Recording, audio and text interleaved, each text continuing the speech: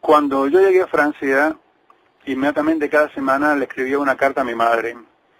Una carta donde le contaba lo que veía, cómo descubría la libertad, lo que hacía, la gente que conocía, cómo eran los franceses, o sea, todo, hasta lo que comía.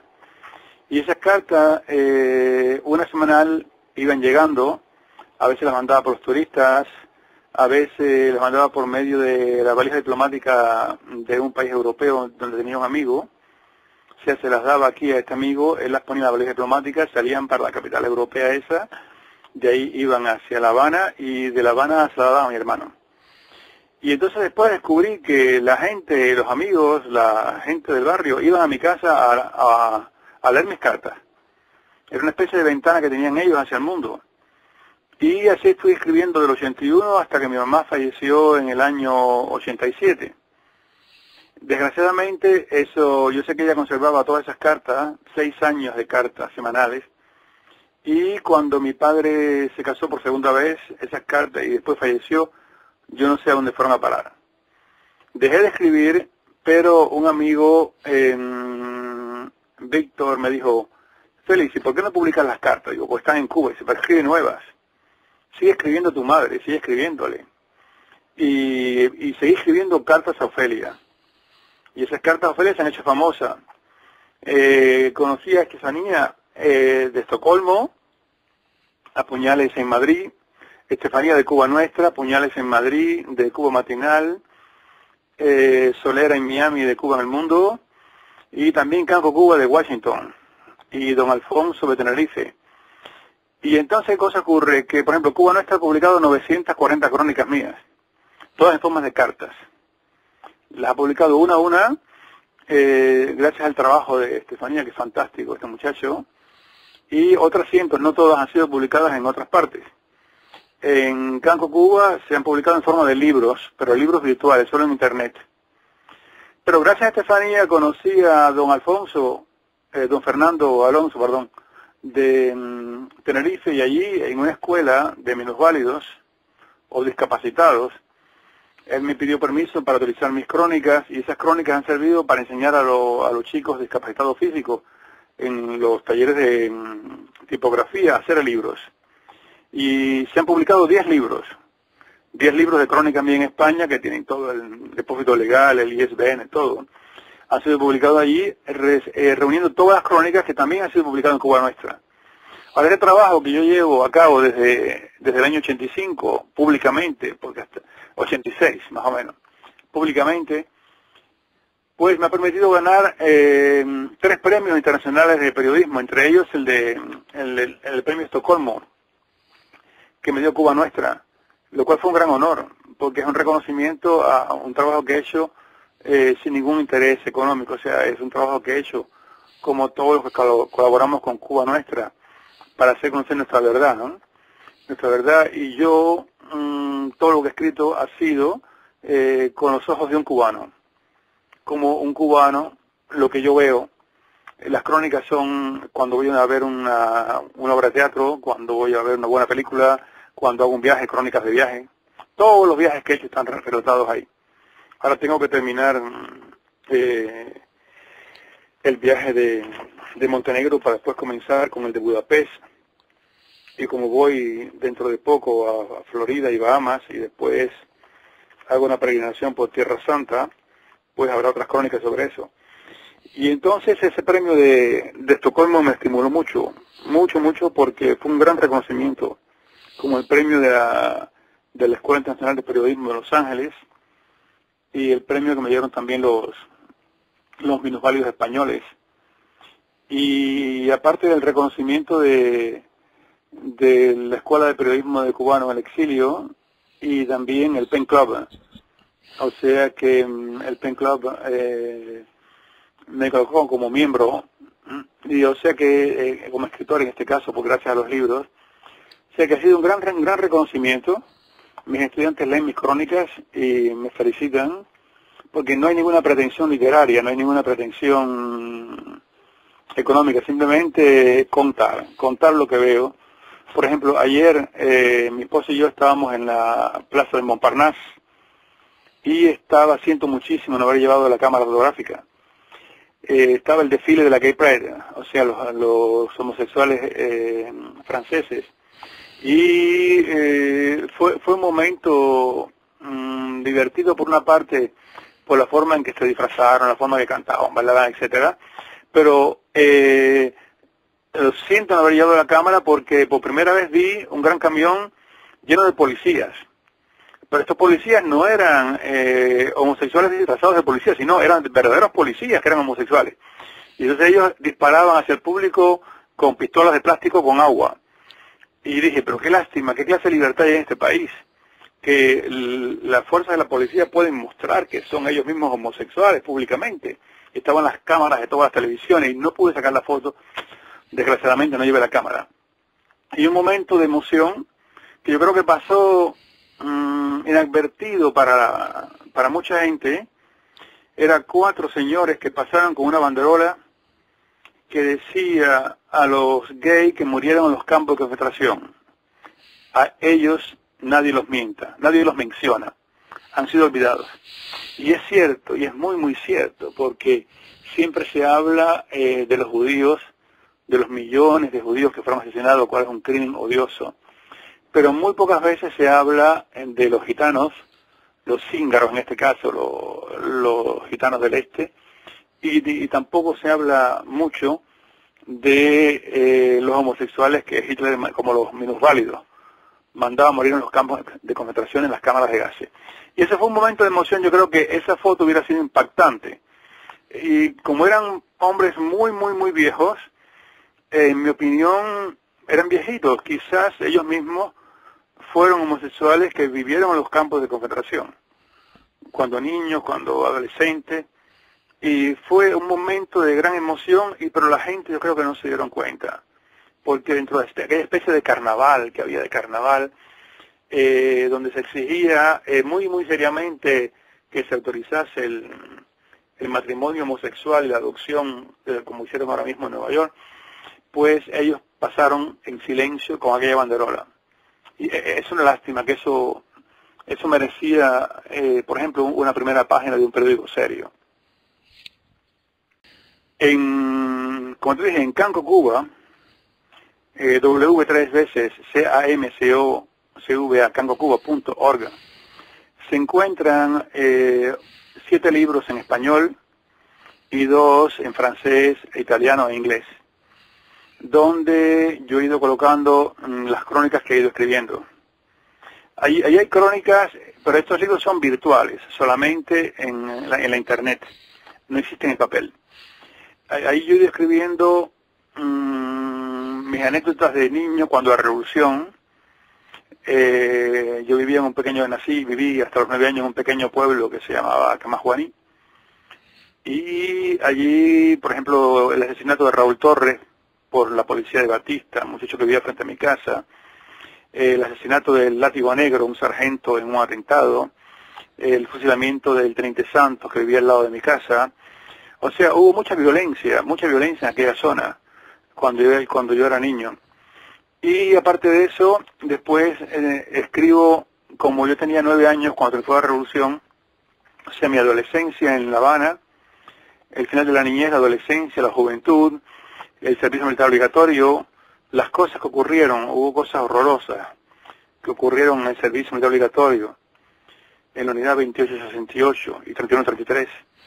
Después mi trabajo en los Camelitos de Santa Clara, Cubanacán, en los Camelitos de Baracoa, en la carretera de Santa Fe, la universidad, la escuela de idiomas, mi trabajo como profesor, lo que ocurrió cuando el Mariel, cuando estuvimos apestados, hasta que me fui de Cuba. Y después también describo la parte de cómo llegué a Francia, cómo pasó, cómo pude volver a ser gente, como digo yo, las humillaciones de los inicios en las fábricas, que trabajé en los supermercados, el racismo, etcétera, y todo está escrito. Pero entonces a partir de ahí, posteriormente, eso lo volví a escribir, y yo se lo había escrito a mi madre antes, lo volví a escribir, la historia de toda la familia, y las cosas que me contaban mis abuelos del Machadato, la historia de Cuba, y después aparte de eso, como te dije anteriormente, toda la parte de todo lo que hago, una especie de diario, ¿no? Ahora, esto ha sido escrito en forma de memorias de exilio. Quizás algún día lo pueda publicar, memorias de exilio. Cientos de esas crónicas han sido publicadas por Cuba Nuestra, ¿no? Pero aparte, esas crónicas se han impreso en papel, como libros reales, con otro nombre, Cartas a Ofelia. Una serie, son 10 libros, Cartas a Ofelia, que fueron publicados en España, en Tenerife, y actualmente estoy escribiendo el número 11. El número 11, para cambiar, se llama Carnet de Viaje. Carnet de Viaje lleva por 300 páginas. Pero cuando esté terminado, se imprime, se manda, ellos hacen una edición para las bibliotecas de España, y lógicamente para tener el ISBN y el código de depósito legal se manda a la Biblioteca Nacional de Francia. Después yo, aquí en París, cuando lo recibo, los mando a la Biblioteca Nacional de Francia, le mando un tomo de cada uno, y también al fondo que hay en Miami, al fondo cultural, donde se conservan, la señora Lesbia Barona conserva todo lo que los cubanos hemos hecho, hemos escrito durante todos estos años. Se lo mando allí, y ella es muy amable. No sé si ustedes lo han visitado, pero es un lugar formidable, y ella tiene una especie de memoria histórica de todo lo que se hace, todo lo que se escribe, todo lo que la obra, para que no se pierda. Mi inglés es muy malo, se llama Cuban Heritage Collection, la Otto Richter Library, 1300 Memorial Drive en Coral Gables, y los mando allí también. Y lógicamente mucha gente, hay algo extraño, y es que, por ejemplo, cuando las páginas web dan la cantidad de personas que lo leen, de Canco, las memorias de exilio, tiene un promedio, cada crónica mía de lectura, de unos 35.000 chinos, lo cual me asombra, ¿eh? Me asombra que de China se conecte tanta gente para leer eso, y yo sé que de otros sitios también mucha gente lo lee, y en realidad yo creo que para luchar por la libertad en Cuba no es necesario decir que el Castro es un asesino, es un vampiro, le chupa la sangre a los cubanos. No es necesario mentir. El hecho de mentir pues nos quita prestigio, le quita valor a lo que decimos. La verdad es tan grande, la destrucción material de nuestro país, la destrucción moral en el sentido de que durante años el que se iba era gusano, vendepatria, rata, vendido al imperialismo, agente de la CIA, y entonces el que quedaba no podía comunicar con ellos. Esa destrucción de la familia, esa destrucción de todo lo que podían ir a los cubanos, los antiguos alumnos de tal escuela, la escuela de enfermeras, la escuela de médicos, la escuela de abogados, toda esa destrucción total de todo lo que unía a los cubanos, incluso cuando prohibieron las procesiones, prohibieron la Semana Santa, prohibieron las fiestas religiosas. Yo me recuerdo que las parrandas en mi pueblo eran el 19 de marzo, San José. El hecho de haber destruido todo, y de haber reescrito la historia, y haber instaurado como símbolo de unión unos organismos a los cuales la gente estaba voluntariamente obligatorios, ¿no? Como los comités de defensa de la revolución, la Federación de Mujeres Cubanas, pues alguien que sea del comité con otro no tiene los mismos lazos de cuando existían en Cuba las logias, cuando existían las escuelas de médicos, de abogados, etcétera, cuando existían las sociedades. Yo recuerdo en mi pueblo, que era un pueblo modesto, existía la colonia española, el liceo, la logia de los masones, la logia de los Oddfellows, existía los 15 amigos, que era la sociedad donde iban las personas afrodescendientes, existían las parrandas, las fiestas de San José, el changüí, o sea, había tantas cosas que podían unir a la gente que todo eso fue destruido. Y entonces, el hecho de que los cubanos nos hemos quedado sin nada que nos pueda unir. Y aparte, hay otro problema también porque yo he recorrido todos los países del este de Europa y he visto la República Checa, Eslovaquia, Letonia, Lituania, Estonia, Polonia, Hungría, Bulgaria, y he visto cómo se reconstruye por todas partes lo material. Pero yo creo que el daño peor que ha hecho el sistema de los hermanos Castro a Cuba es el daño moral, en el sentido de que esa famosa expresión de los cubanos de que todo lo que es cubano no sirve y todo lo bueno es lo de afuera. Cualquier objeto que venga de afuera, de extranjero, es bueno, porque es de afuera. Y por ejemplo, cuando yo he estado en el aeropuerto Charles de Gaulle y en el de Orly, para ir a otro lugar en el momento que sale el vuelo de Cubana de Aviación hacia Cuba, cuando tú ves la calaña de los franceses que montan ese avión, tú dices, Dios mío, qué turismo va para Cuba. Y cuando oyes las conversaciones, o sea, es triste, muy, muy, muy triste para un cubano ver la cantidad de turismo sexual que existe. O sea, la imagen que se da de los cubanos. Una vez aquí hace como 4 o 5 años, en la Casa de América Latina, había un debate. Y había una célebre periodista, y ella dijo que Cuba había sido en el capitalismo el prostíbulo de los americanos. Entonces yo pedí la palabra. Y le dije, señora, yo discrepo de su opinión porque, señora, mire, en Cuba existía el barrio de Colón, la calle Consulado. En París existe Pigalle. Y existe la Rue Godot de Nougat. Y en Cuba existía Pajarito y en ciertas zonas del puerto donde había prostitutas, había prostíbulos. En París, el bosque de Boloña, el bosque de Vincennes, todas las puertas de las antiguas murallas están llenas de prostitutas. Y se dice que en Cuba había 20.000 prostitutas, yo no sé el dato si es cierto o no, pero éramos 6 millones de personas, de los cuales 3 millones de mujeres. Es cierto que 20.000 prostitutas es gigantesco, señora, pero si usted afirma el eslogan del régimen de Castro que Cuba era un prostíbulo, quiere decir que las cubanas eran prostitutas, o sea, mi madre, mis tías, mis abuelas, mi hermana. Y yo creo que eso es una forma de ofender a la mujer cubana, señora. Para que usted me comprenda, imagine usted que, porque en París existe Pigalle, existe la Rue Godot de Nougat, existe la Rue Saint-Denis, existe el bosque de Boloña, el bosque de Vincennes y las puertas donde hay prostitutas, no sé cuántas miles serán. Yo diría que París es un prostíbulo. Señora, si yo afirmo que París es un prostíbulo, entonces ¿usted qué cosa es? ¿Qué cosa es su madre? ¿Qué cosas son sus hijas o sus hermanas? Y la señora se me quedó callada.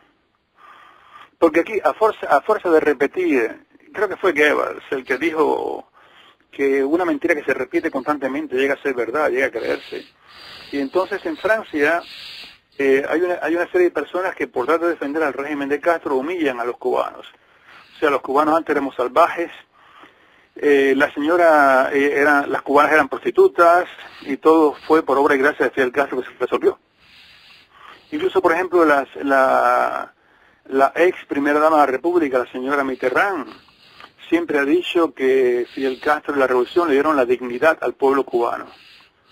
Y un día le dije, porque hay muchas conferencias, le dije, señora, explíqueme una cosa, ¿existen pueblos indignos? ¿Usted estima que Fidel Castro le dio la dignidad al pueblo cubano? O sea que antes los cubanos no éramos dignos, éramos indignos. Yo no comprendo lo que usted quiere decir. Entonces me dice, no, porque antes los cubanos eran analfabetos. Digo, señora, hay que buscar las estadísticas. La generalización de que Cuba era un prostíbulo, la generalización de los cubanos éramos indignos, es muy fácil y eso yo creo que le rebaja a usted intelectualmente. O sea que hay una serie de clichés. Y entonces actualmente, cada vez que la televisión pasa un reportaje sobre Cuba, o es el reggaetón, las cubanas moviendo el trasero, las jineteras, o sea, la imagen que se da de Cuba es impresionante, actualmente, y lo cual me molesta, porque ni todas las cubanas fueron ni son prostitutas, y Cuba no es solamente jineteras, y en Cuba hay mucha gente formidable.